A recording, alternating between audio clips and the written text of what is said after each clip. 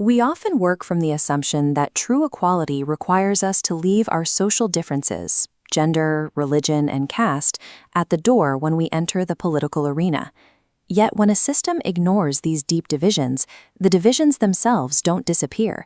Instead, the groups already holding power continue to dominate those on the margins, their advantage shielded by the silence of the law.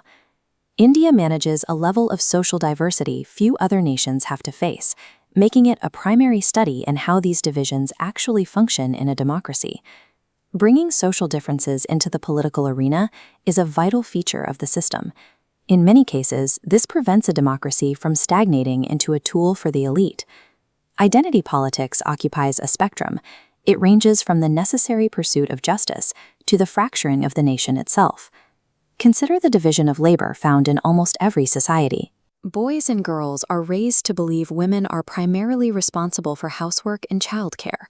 This sexual division of labor keeps women's work inside the home, unpaid and unrecognized.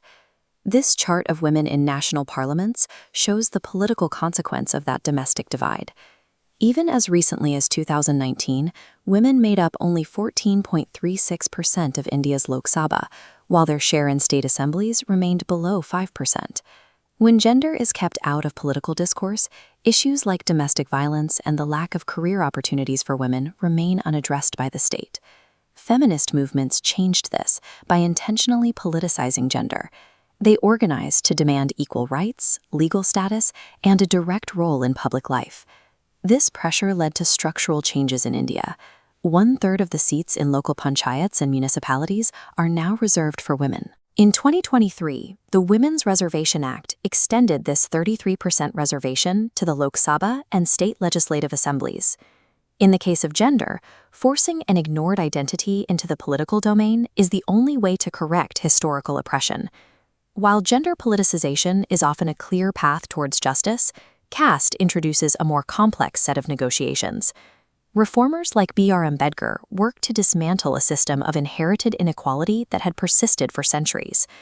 Because caste dictates social and economic status, political parties often rely on vote banks. This assumes that an entire caste will vote as a single predictable bloc for a specific candidate. The math of an election often breaks this assumption. No parliamentary constituency in India has a clear majority of a single caste. Every candidate must win the confidence of multiple communities to secure a victory. A voter's economic condition also fractures these blocks. Rich and poor members of the same caste often vote for opposing parties based on their financial interests.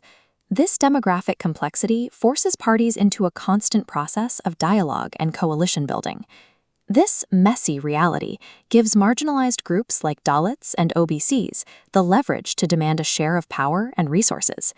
Caste politics allows the disadvantaged to demand access to decision-making, even if an exclusive focus on it can sometimes divert attention from issues like development and corruption. At the far end of the spectrum, the politicization of a social division becomes a threat to the nation. This occurs when religious differences are framed through the ideology of communalism. Communalism is the belief that religion is the principal basis of a social community. It suggests that people of different faiths cannot belong to the same community because their fundamental interests are bound to conflict. This mindset uses state power to establish the dominance of one religious group over the rest. It demands that followers of a faith form a separate political unit or dominate all others within the existing nation.